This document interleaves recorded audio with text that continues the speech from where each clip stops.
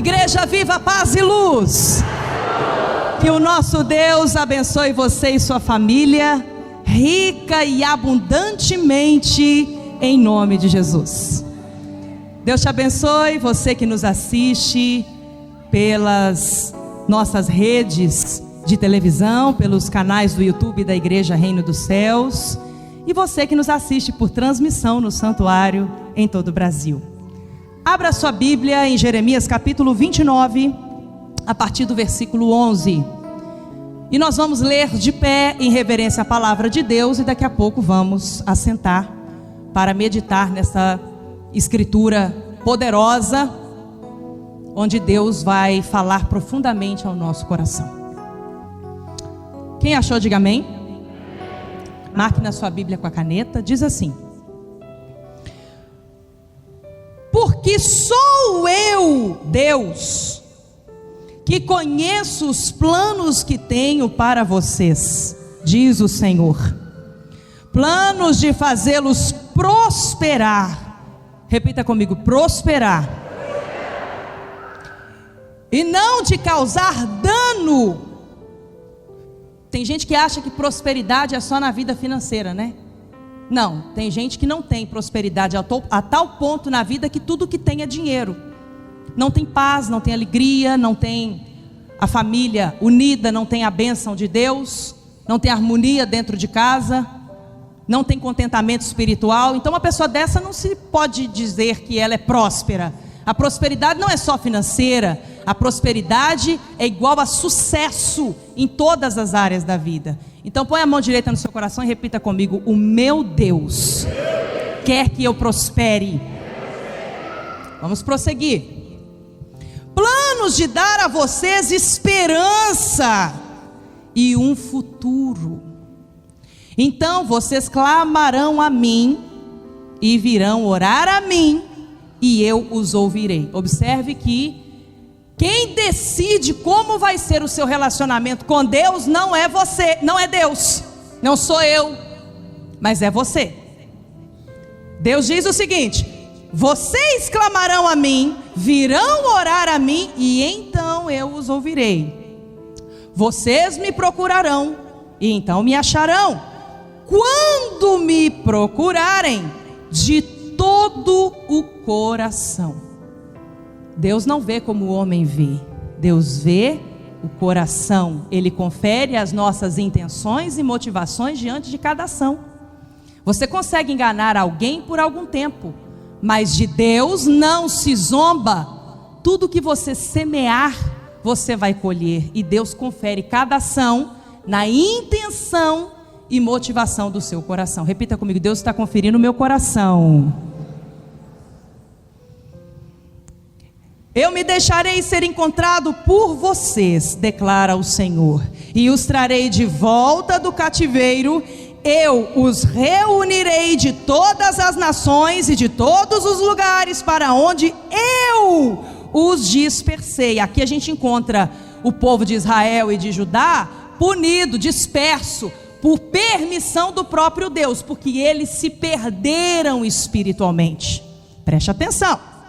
Então Deus promete, versículo 14: eu me deixarei ser encontrado por vocês, declara o Senhor, e os trarei de volta do cativeiro, e os reunirei de todas as nações e de todos os lugares para onde eu os dispersei, e os trarei de volta para o lugar de onde os deportei, diz o Senhor. Palavra de Deus, palavra da salvação. Dá um beijo na sua Bíblia.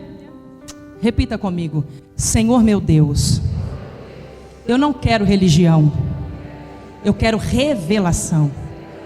Fale o Senhor comigo. Cale fundo a tua palavra revelada no meu coração. Troque o meu coração, se for preciso, mas que eu tenha um coração sábio, que ama o Senhor com todas as forças. Obrigada, meu Deus, pela tua palavra, e me dê revelação em nome de Jesus. Amém? Graças a Deus. Podem se assentar.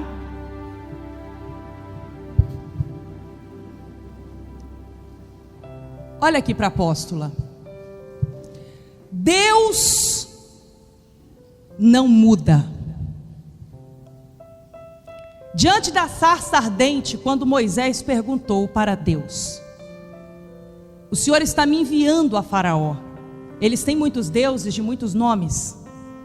Vão perguntar a mim o nome do Senhor. E o que eu devo responder? E Deus disse a Moisés: diga que o eu sou me enviou. Ele disse: diga a Faraó, o eu fui me enviou, sim ou não? Não, ele disse o eu sou. Ele disse: diga a Faraó que o eu serei me enviou, sim ou não? Não, ele disse que o eu sou me enviou. Deus disse: eu, o Senhor, não mudo. Deus não muda. Repita comigo: Deus não muda. Deus não vai mudar comigo se eu mudar. O que vai mudar são os meus resultados na minha vida. Deus não vai deixar de ser fiel a mim se eu decidir não ser fiel a Ele.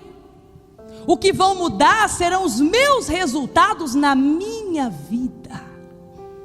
Vocês me conhecem, sabem que uma das escrituras que eu mais tremo diante de Deus é aquela que diz que de Deus não se zomba. Aquilo que o homem semear, certamente colherá. Quem semeia na carne, da carne vai colher destruição. Ou seja, aquela pessoa que faz aquilo que quer, na hora que quer, obedece a Deus naquilo que Ele fala e que para ela é confortável, e nas partes difíceis escolhe não obedecer. E nós sabemos que obediência parcial não é obediência, é desobediência. Aquele que faz errado, não adianta ir orar e ficar lá falando palavras proféticas e dizendo o nome de Jesus em vão. Se você fizer errado, vai dar errado. Para a sua vida dar certo, tem que fazer certo. E o jeito certo não é o jeito que eu acho que é, o jeito que você acha que é. O jeito certo não é outro, o que está escrito na palavra de Deus. Mas para isso eu tenho que ter coragem de obedecer a Deus. Eu digo para os meus filhos, Davi e Emanuela, Davi de 9 e Emanuela de 5. Quando chega a hora deles exercerem disciplina, e isso acontece várias vezes ao dia, a começar de manhã cedo, quando o despertador toca e está um frio lá em São Paulo, e eles falam: ai mãe, não vou para a escola hoje, está muito frio. E com amor, sabedoria e exemplo, como mãe, eu tenho que dizer: vamos levantar mesmo assim, você tem um compromisso, a mamãe vai fazer um cafezinho com leite para você. Eu também estou com sono, mas nós vamos vencer essa juntos, vamos. O pai vai lá e fala assim: despertador tocou, hora de ir para a escola. Aí o filho fala assim: ai, eu estou com tanto sono. Liga para a professora e pede para ela esperar eu dormir um cochilinho. Ela vai esperar? Não vai. E disciplina, quando você entende o que de fato é, a vida fica mais leve. Porque sem disciplina não tem honra. E disciplina é você se autoliderar, é você fazer o que tem que ser feito, independente de ter vontade. Aí o pai vai lá e fala assim: vamos embora meu filho, levanta aí que nós vamos dar 10 pulos na cama, e eu quero ver quem vai vencer, se vai ser você ou o sono. Aí dá uns 10 pulinhos na cama, levanta e vai embora. A palavra de Deus diz que aquele que semeia no Espírito colhe vida eterna. Tudo na vida é uma questão de escolha. Quem determina como vai ser o seu relacionamento com Deus é você. Deus não vai deixar de ser Deus se você sair da posição de filho obediente. Deus não vai deixar de ser fiel se você optar por ser infiel. O que vai mudar na sua vida são os seus resultados. Não gosta do fruto que você está colhendo? Verifica a semente que você está semeando. Quem está entendendo o que a apóstola está dizendo? Diga amém. Aí você olha para a sua vida e fala assim: eu não estou feliz, eu não estou satisfeito, Deus não está fazendo na minha vida aquilo que eu quero. Espera aí, você está dando a Deus o que Ele quer? Se Deus não falha e a minha vida não está como eu gostaria e como Deus promete na sua palavra, a única pessoa que pode estar falhando nesse relacionamento sou eu. E para alcançar isso, exige de nós um coração ensinável. O quanto Deus tem conseguido pelo Espírito dele ensinar você, ensinar seu coração a viver por fé.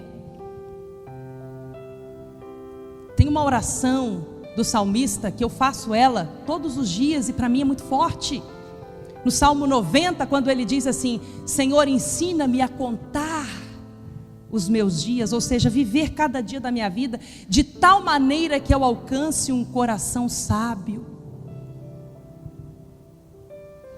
um coração temente a Deus, porque não existe sabedoria se o princípio da vida de um sábio não for temer a Deus. A sabedoria do mundo é loucura diante da sabedoria que vem do Espírito de Deus e do Espírito de sabedoria. Jeremias capítulo 24, vamos ver essa revelação que Deus deu ao profeta Jeremias sobre os 2 cestos de figos. É muito forte isso aqui, eu quero que você marque na sua Bíblia. Repita comigo: o que vês? Fala assim: o que vês? Foi o que Deus perguntou para o profeta. O que Deus perguntou para o profeta? Pronto, agora valeu para o ensaio. Agora eu vou perguntar direito. O que Deus perguntou para o profeta, igreja? O que vês? Jeremias capítulo 24 diz assim, a partir do verso 1: E o Senhor mostrou-me 2 cestos de figos postos diante do templo do Senhor. Deus deu ao profeta Jeremias a visão de 2 cestos de figos postos diante do templo do Senhor. Isso aconteceu depois que Nabucodonosor levou de Jerusalém para o exílio da Babilônia Joaquim, filho de Jeoaquim, rei de Judá, os líderes de Judá e os artesãos e artífices. Aqui você vê Nabucodonosor mandando levar os que aos olhos dele eram os mais bem preparados, os que tinham mais habilidades, os que tinham mais conhecimento, para servi-lo, para o exílio. Mas na verdade nós vemos aqui que isso tudo aconteceu por uma obra de Deus. Vamos ver, versículo 2: Um cesto continha figos muito bons. Tem algumas traduções que dizem frutos temporãs. O que é isso? Lá em Israel, fruto temporã é aquele fruto, figo mais viçoso, o mais desejável aos olhos, o mais suculento, o mais saboroso. Um cesto era cheio desses frutos. E aqui a revelação vai nos mostrar que estes cestos de frutos viçosos foram esses exilados que Deus mandou para o exílio, que Nabucodonosor levou de Jerusalém para a Babilônia. E aí no versículo 2 diz: Um cesto tinha figos muito bons, como os que amadureceram no princípio da colheita. Os outros figos dos outros cestos eram ruins e intragáveis. Então o Senhor me perguntou: O que vês, Jeremias? E eu respondi: figos. Os bons são muito bons, mas os ruins são intragáveis. Então o Senhor me dirigiu a palavra, dizendo: Assim diz o Senhor, o Deus de Israel: Considero como esses figos bons, repita comigo: figos bons, os exilados de Judá, os quais expulsei deste lugar para a terra dos babilônios, a fim de fazer-lhes bem. Observe que no versículo 1 nós lemos que Nabucodonosor mandou recolher essas pessoas, e aqui a gente vê Deus dizendo: foi eu que mandei. E eu fico imaginando os exilados pensando, Poxa, nós somos fiéis a Deus, por que Deus está nos mandando para a Babilônia? Porque nós. E o tempo inteiro Deus estava claro em sua visão para aquelas pessoas fiéis, que não importa o lugar que você foi colocado, o que importa é que eu, o Senhor, te sustentarei. Deus levou eles para o exílio, para a Babilônia, para fazê-los sobressair. Dentro desse grupo que foi por Nabucodonosor escolhido e levado para a Babilônia, estavam Daniel, Sadraque, Mesaque e Abidnego. Aqui estavam Melquisedeque, que mais tarde iria orientar Esther. Dentro desse grupo estava também Neemias, com seu contemporâneo Esdras.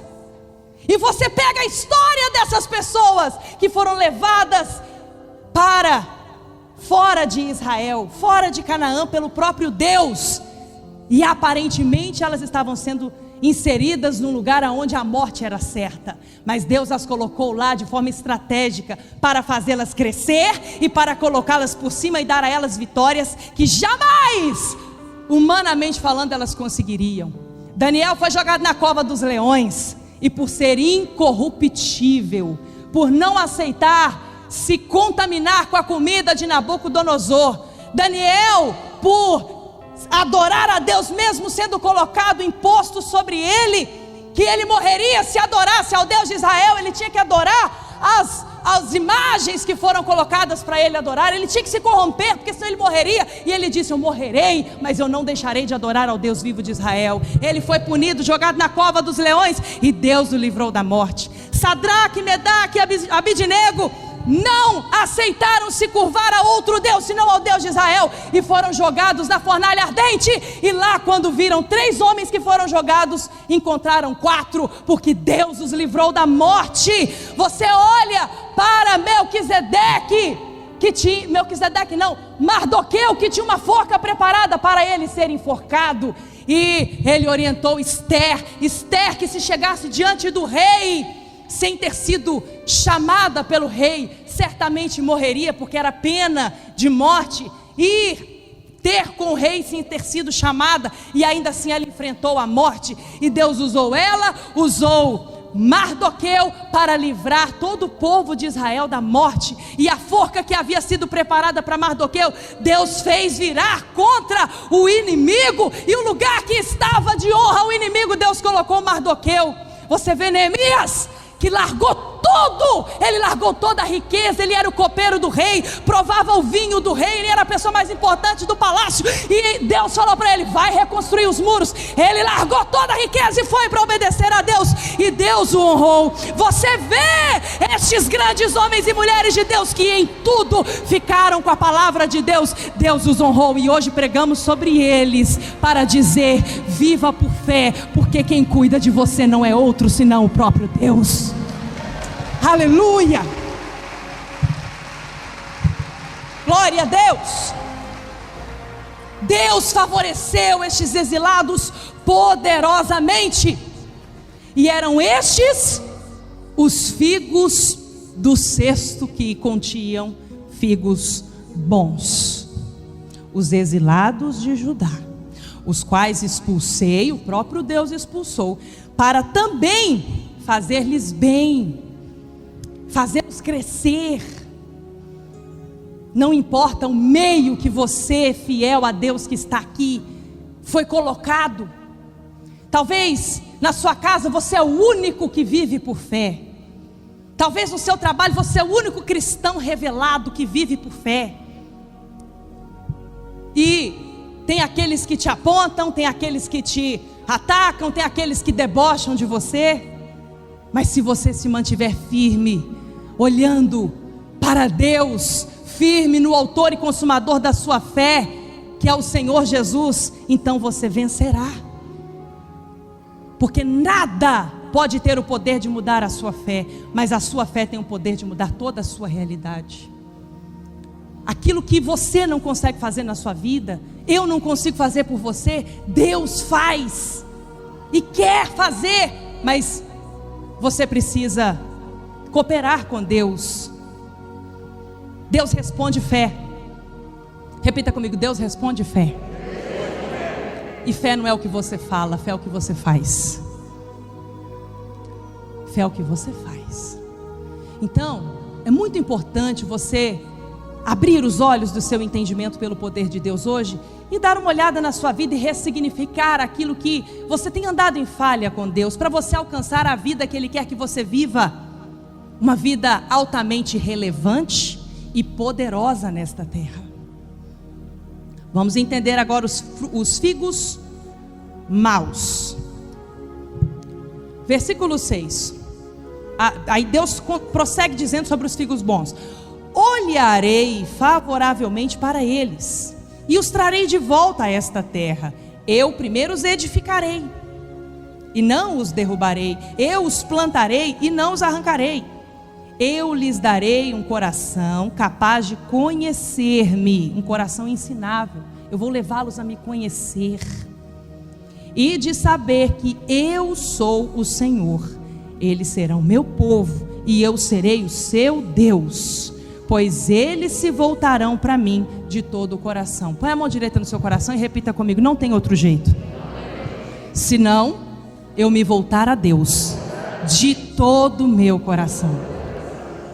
É muito importante você entender, quando nós falamos de idolatria, nós não estamos falando apenas de algum objeto ou coisa que você coloca no lugar de Deus e adora aquilo. Qualquer pessoa, ou até mesmo você, com as suas opiniões e achismos, que você colocar no nível de Deus, se torna uma idolatria. Para Deus, um ídolo no coração é tão terrível quanto um ídolo na mão. E tem que tomar muito cuidado com isso, porque isso rouba vitórias de você. A salvação vem por meio da graça. Como que eu faço para eu ter minha alma salva, apóstola? Eu tenho que ser dizimista? Não. Não precisa ser dizimista para ser salvo. Mas quem é salvo é dizimista. Apóstola, para eu ser salvo, ter minha alma salva, ir para os palácios celestiais com Deus na glória para sempre, eu preciso sacrificar a Deus? Não precisa, não tem nada a ver. Nada a ver. O sacrifício gera milagre, o sacrifício não traz salvação. Está tudo na palavra de Deus. Ah, apóstola, para eu ser salva, para eu ser salvo, eu preciso orar muito, jejuar muito. Não, nada a ver. Crê no Senhor Jesus Cristo e serás salvo tu e a tua casa. Ponto final, acabou. Basta crer em Jesus como o Filho do Deus vivo, sendo Deus, se fez homem, habitou entre nós, na cruz morreu em nosso lugar, ressuscitou o terceiro dia. Se eu creio que Jesus é o único e suficiente Salvador da minha vida, minha alma está salva. A salvação é de graça para nós, porque Jesus pagou todo o sacrifício para nos dar a salvação da nossa alma. Quem entendeu isso, diga amém. Muito importante você entender isso. Agora, a qualidade de vida com Deus que você vai ter aqui na terra não tem nada a ver com a salvação. É só você ver lá Jesus ensinando na parábola do rico e Lázaro. A salvação não tem nada a ver com a sua qualidade de vida com Deus aqui na terra, com a sua qualidade de vida, com as coisas que pela fé você pode fazer acontecer na sua vida. Para ser salvo você tem que crer em Jesus e ponto. Não precisa viver por fé. O justo, o fiel, vive pela fé. E aquele que retroceder, Deus não tem prazer nele. O que é isso? O inimigo ataca, você aceita recuar, você continua salvo, mas o inimigo vai dominar a sua vida, porque você aceitou. Você não encontra um versículo na Bíblia que te dá respaldo para recuar diante do inimigo, que te ensina a ser covarde. O inimigo vem e parte para cima, e Deus manda você recuar. Não tem isso. A fé é a vitória que vence o mundo, então ela vence qualquer coisa. Deus não te chamou para viver de derrota em derrota, mas de vitória em vitória. Mas para ter vitória, tem que lutar. É aquilo que a gente canta, maestro. E para vencer eu tenho que lutar. Pois é na luta que eu mostro a minha força. Eu tenho que lutar. E para vencer eu tenho que lutar. E a vitória vem pras minhas mãos. Pois é na luta que eu mostro a minha fé. Eu tenho que lutar. Fé pra...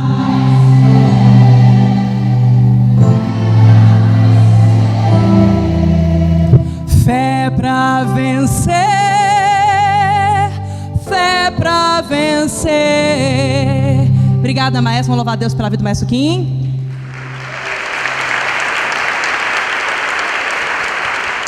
Fé não é o que você fala, fé é o que você faz. Agora vamos ver os figos ruins, versículo 8. Mas como se faz com os figos ruins e intragáveis, diz o Senhor, assim lidarei com Zedequias. Quem foi Zedequias? Zedequias era o rei. E ele teve um fim trágico de uma forma tão cruel. Porque Deus, Ele não é obrigado a fazer nada por ninguém. Nem por mim, nem por você, nem por ninguém. E a gente vê nas histórias que a palavra de Deus nos traz todas as bênçãos na linha da obediência a Deus e todas as maldições cruelmente na vida dos desobedientes a Deus. Peraí, Deus é Senhor. Minha vida não pode ir bem eu medindo força com Deus e Deus me permitindo vencer. Quando você diz assim, amém, repita comigo, amém. Amém quer dizer eu concordo. Amém quer dizer sim, Senhor. Tem gente que lê a palavra de Deus assim, ó. Isso aqui é muito bom, ó. Amém. Sim, Senhor. Sim, Senhor. Ai, não, isso aqui não, isso aqui não, Senhor. Não, não, Senhor. Eu vou ter vitória sem me submeter a isso aqui. Ela vai conseguir, sim ou não? Não vai. Não existe alguém que meça forças com Deus e vença. Mas aquele que teme a Deus e o obedece tem vitória em todas as áreas da sua vida. Levanta a mão direita e repita comigo, eu posso tudo naquele que me fortalece. Então Zedequias foi um rei que Deus enviou várias vezes para ele a direção, e ele escolheu não se submeter ao profeta de Deus. Ele ouvia vozes de profetas que alargavam o caminho, tiravam dele a responsabilidade e jogava toda para Deus, aquela fé infantil que lamentavelmente muitas pessoas são ensinadas. Se Deus quiser, tira de você a responsabilidade. Um pensamento demoníaco te ensina a fugir da luta e jogar para Deus a responsabilidade da sua vitória. Ei! Quando Moisés mandou os 12 espias verificarem a terra de Canaã, 10 voltaram e disseram: nós vamos ser devorados como gafanhotos, nós vamos ser destruídos, cheio de gigante. Deus foi poderoso para trazer a gente até aqui, mas Ele não tem poder de levar a gente para vencer aqueles gigantes, nada não, nós vamos morrer. Vamos morrer. Agora 2, Josué e Caleb, voltaram todos felizes. Opa, maravilha, aleluia. Bora invadir a terra. É certo que venceremos. Nós devoraremos esses gigantes como pão, porque aquele que nos trouxe até aqui é poderoso para nos dar vitória completa. Aleluia. Zedequias foi um homem que não se submeteu ao profeta de Deus. Ele buscou aquilo que a Bíblia chama de comichão nos ouvidos, que é coceira. Olha aqui para a apóstola. Quando dá aquela coceirinha no ouvido assim, ó. Fala a verdade. É bom ou ruim? Que ruim, irmão? É porque ninguém está olhando, né? Quando ninguém está olhando é bom, né? Que você faz assim, ó. É verdade ou não é? Agora, quando tem alguém olhando, você fica todo fino, ó. Dando, né? Coçando, tenta coçar a garganta para fingir que está coçando o ouvido. Mas quando você está à vontade, eita! Ai, irmãos, ainda bem que vocês me amam, porque eu sou assim mesmo. E eu amo vocês. Vou falar o que tem que falar. O que é isso? Buscar aquilo que é agradável aos ouvidos, que infla o ego, que não te confronta. Mas a minha maior paixão na palavra de Deus é que ela prova o tanto que a Daniela não dá conta, mas que se ela obedecer a Deus, ela vai muito além. O quanto que você é limitado, mas pela fé o seu poder é até o céu. Porque se você obedece a Deus, quem faz na sua vida é Ele. Aleluia. Zedequias foi um rei que não queria saber de fazer o que tinha que ser feito. Ele queria aquilo que era agradável. E cada um escolhe o destino da sua vida. Esse é o livre-arbítrio, perigosíssimo. Tem gente que usa o livre-arbítrio, a graça dita como graça, que não tem nada a ver com a graça, porque a graça é o favor imerecido de Deus na nossa vida pelo Espírito Santo, que nos dá poder de fazer o que humanamente não conseguiríamos fazer, mas Ele nos ajuda. O auxílio do Espírito Santo nos empodera a fazer o que nós não faríamos sem Ele, mas com Ele nós podemos realizar. E dizem por aí, alargando o caminho, que a graça é viver uma vida relaxada, completamente contrária aos princípios da palavra de Deus, porque Deus perdoa tudo. Deus é bom, Deus não é bobo.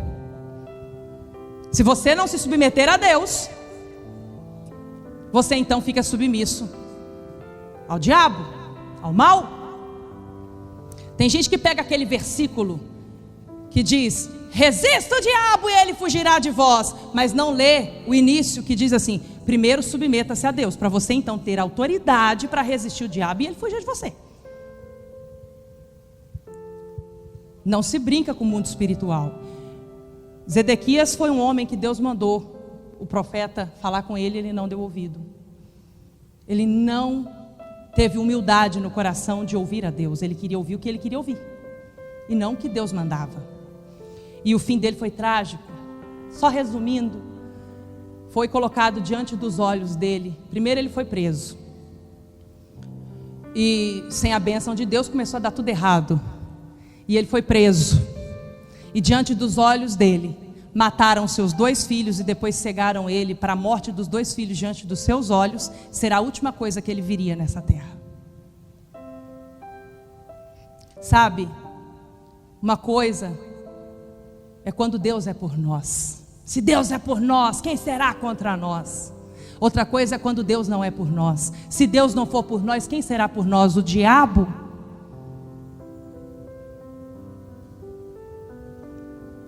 Põe a mão direita no coração e fala: Deus, me dê hoje um coração ensinável. Versículo 8: mas como se faz com os figos ruins e intragáveis, diz o Senhor, assim lidarei com Zedequias, rei de Judá, com os seus líderes e com os seus sobreviventes de Jerusalém, tantos os que permaneceram nesta terra como os que vivem no Egito. Eu os tornarei. Olha o que Deus está falando, isso é pesado. Mas Deus não tem compromisso com quem não tem compromisso com Ele. A decisão é sua, meu irmão, minha irmã que está aqui. E sobre a minha vida é minha. Olha o que Deus falou, versículo 9: eu os tornarei objeto de terror e de desgraça para todos os reinos da terra. Não existe. Eu lido com gente há muitos anos, eu conheço a palavra de Deus.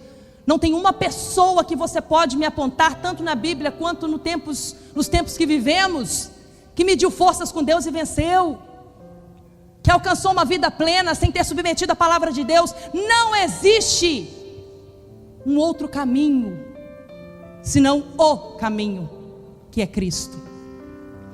Quando Cristo veio e trouxe para nós a graça, muita gente acha que Ele liberou para a pessoa viver do jeito que ela quisesse, sem responsabilidade e sem temor.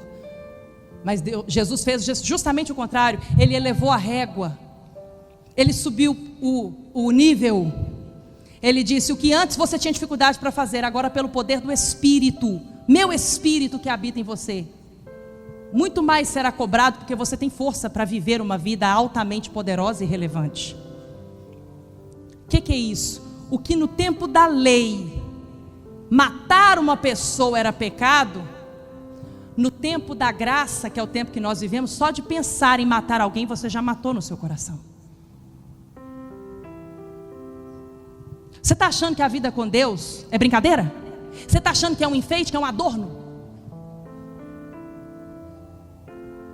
É a sua vida espiritual que define como você vai viver todas as áreas da sua vida aqui na terra e o destino eterno da sua alma. Como você tem vivido a sua vida? Zedequias escolheu desobedecer a Deus e Deus fez isso. Para onde quer que eu os expulsar, serão uma afronta. Os que tinham o espírito de Zedequias, aqueles que não se submetiam ao profeta de Deus, não reconheciam a voz de Deus, buscavam aquilo que era confortável para o seu ego, para a sua carne, para o momento. Sabe aquela pessoa que é conveniente? Minha família está dando uma festa, eu sou um cristão revelado, eu sei que Deus está comigo o tempo todo, pode não ter ninguém conferindo o meu comportamento, a minha conduta, mas Deus está comigo. Aí porque eles estão bebendo, eu vou fazer um social. Vai para o inferno. Ah, porque se eu não participar desse meio, desse pensamento aqui, eu vou ser excluído. Que seja, eu não fico mal com Deus para ficar bem com ninguém. Isso é ter peito de dizer: aqui vai uma mulher de Deus, aqui vai um homem de Deus, goste ou não, eu não me corrompo com este mundo.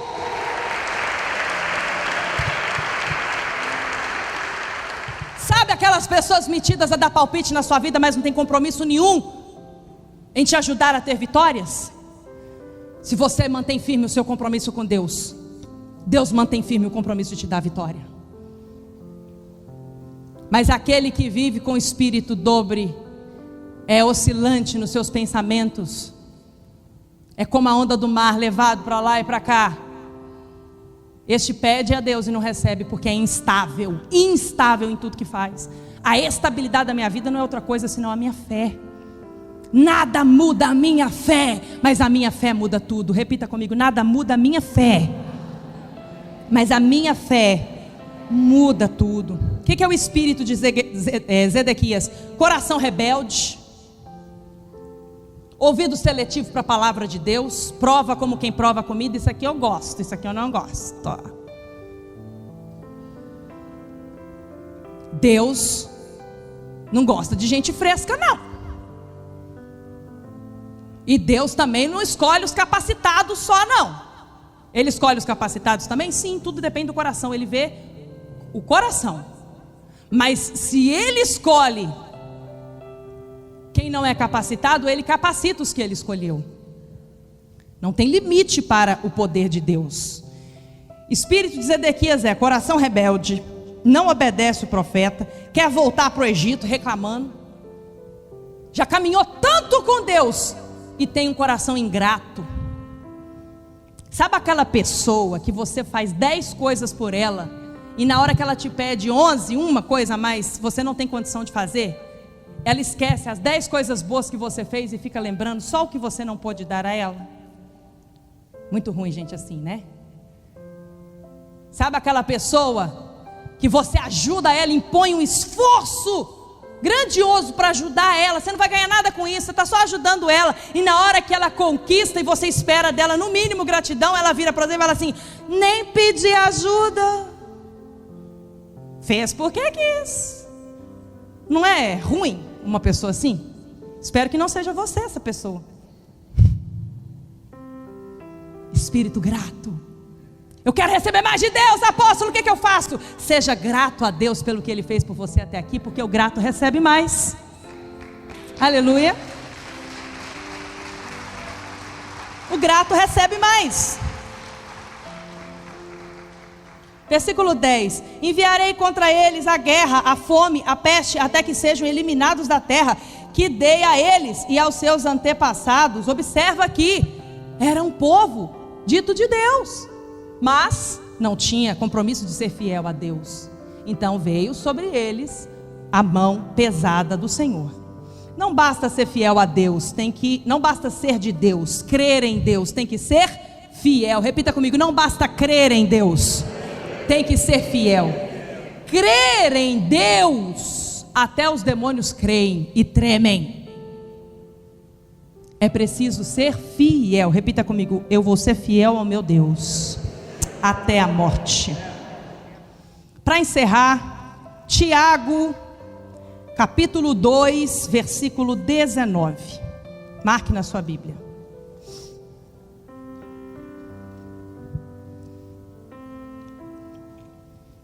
Ah, apóstola, o que são obras de fé? Vamos ver o que diz aqui. Tiago capítulo 2, versículo 19. É pela fé que você define como você vai viver sua vida na terra. Quem achou, diga amém.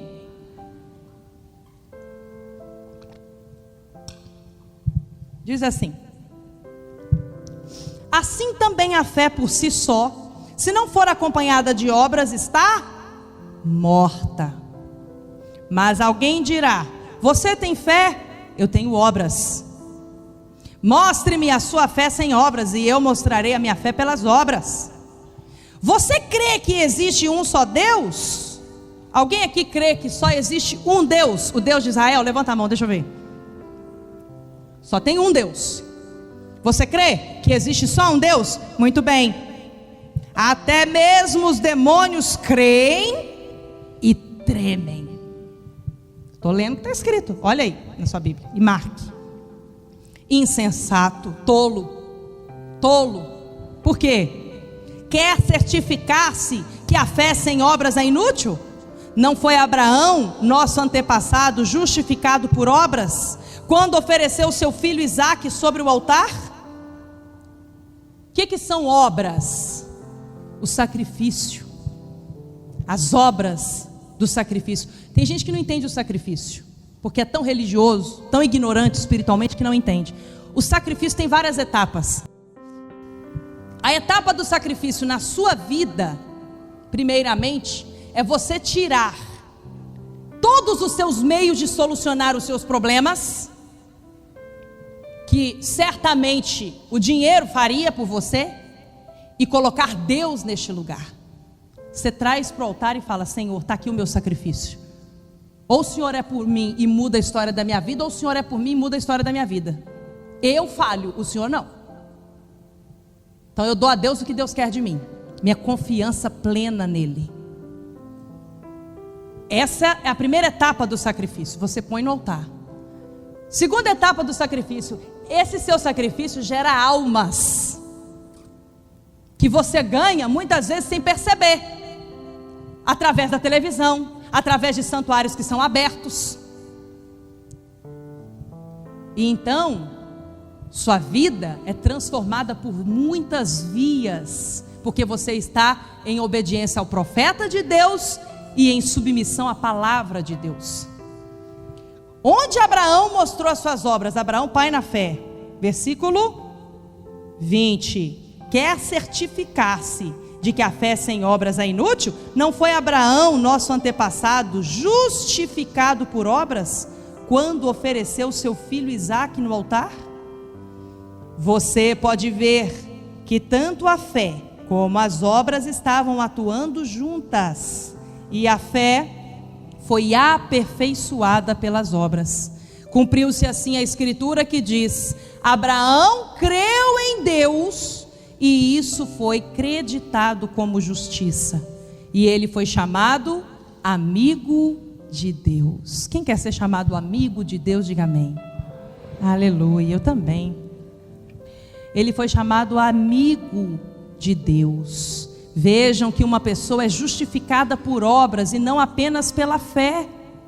Caso semelhante ao de Raabe, prostituta, não foi ela justificada pelas obras quando acolheu os espias e os fez sair por outro caminho?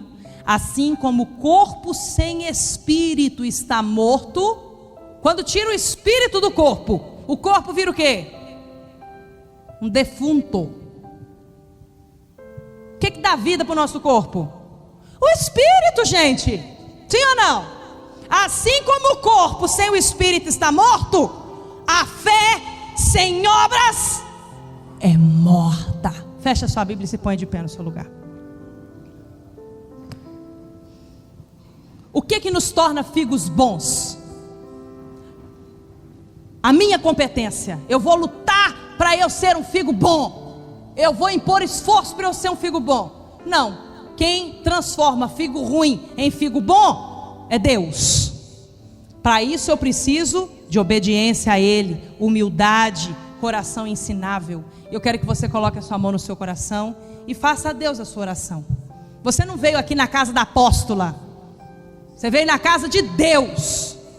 Você não está diante da apóstola. Você está diante do Deus vivo de Israel. Só há um Deus.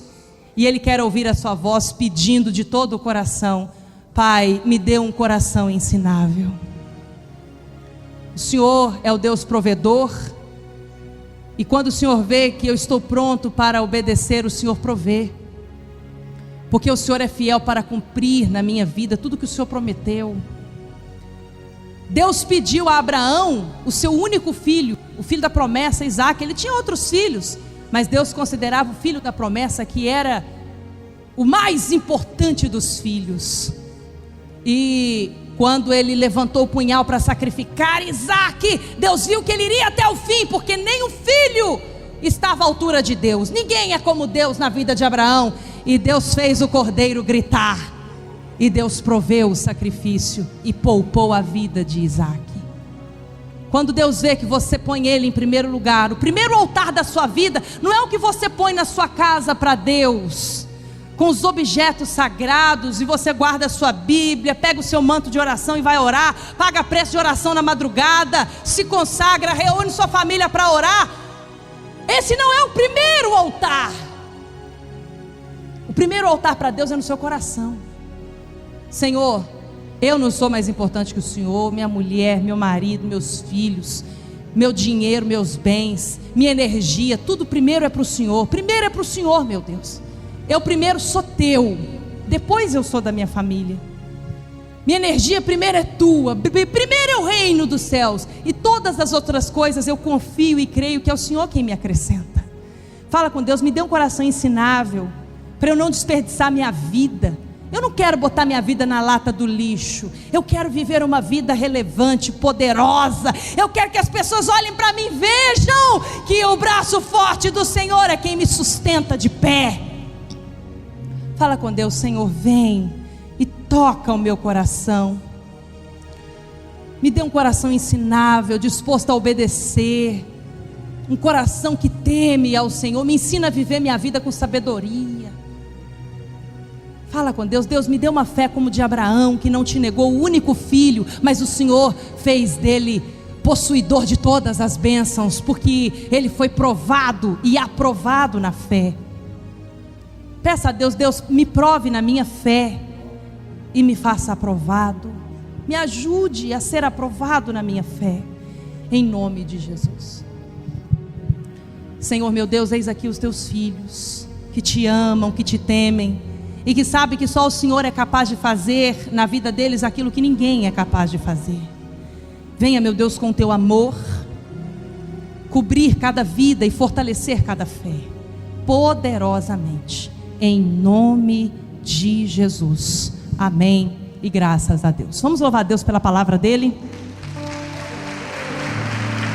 Aleluia. Reino dos Céus, uma obra forte para abalar o Brasil e o mundo.